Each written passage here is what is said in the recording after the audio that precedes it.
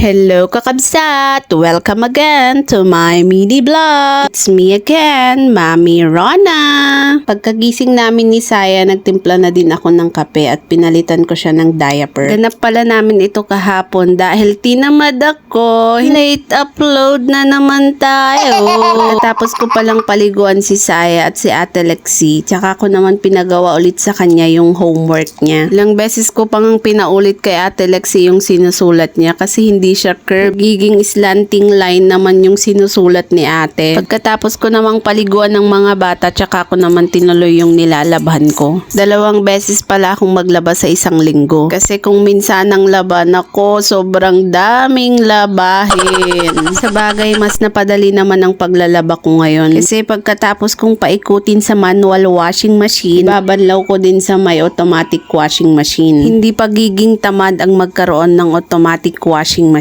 Bilang nanay ng toddler at 1-year-old, napakalaking tulong talaga sa akin ang automatic washing machine. Kasi mas napapadali at napapabilis niya ang paglalaba ko. Kasi pagkatapos mapaikot, sampay na lang ang gagawin ko. O, diba? Petiks lang. Inuuna ko palang pinapaikot yung mga damit ng mga bata. Tsaka ko isusunod yung sa amin. Heto naman, ganap din pala nung isang araw. Bali, nagtingin pala ako ng mga baby dress. Nag-message kasi sa akin yung pinsan ko. Sabi niya manghihiram daw siya ng baby dress. Sabi ko naman titingin na lang ako ng pwede kong ibigay. Yung mga damit kasi ni Ate Lexi nung newborn, yun na din yung pinagamit ko kay Saya nung newborn siya. May nakita din pala akong mga pajama bago pa, hindi pa nagamit. Kaya sinama ko na lang din sa ibibigay ko. Nilagay ko na din pala sa plastic tsaka ko binigay sa pinsan ko. Kahaponan naman nito, pumunta kami ng bayan. Bumili kami ng panghapunan dahil may blessing ulit na dumating. Kasi nag-message ang aking kapatid. Bibigay daw siya ng pang Jollibee or pang McDo namin. Nag-birthday kasi yung panganay na anak niya. Kaya libre na naman ang aming dinner.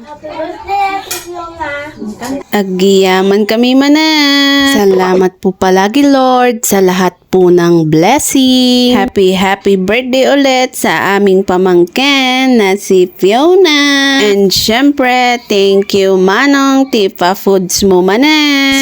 Solve na naman ang aming dinner. Huli na palang kumain diyan si Daddy kasi late na din siyang nakauwi. Katapos na din kumain ni Daddy, nakipag-play na din siya sa mga bata. Nakasanayan na din ng mga bata na pag dumadating si Daddy, niyayaya nila si Daddy na maglaro. Madalas nga pag nakita na nilang dumating si Daddy kahit hindi pa bihis, niyayaya na nila, hinihila na nila papunta ng kwarto. Super kulit nila at happy sila sa ganyang play. Yan lang po for today's video. Salamat po ulit sa panonood.